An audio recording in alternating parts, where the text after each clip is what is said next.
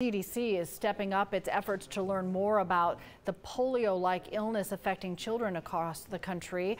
The CDC has now set up a task force of experts to study acute flaccid myelitis, known as AFM. It's still unclear what's causing the illness. Symptoms include weak arms and legs, drooping face, slurred speech. The CDC says it typically sees a rise in cases every other year. The vast majority of patients are children.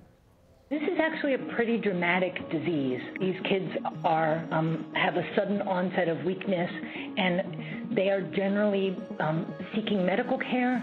Can be weakness or paralysis. So far this year, the CDC has confirmed 106 cases in 29 different states. Among those cases, a Georgia toddler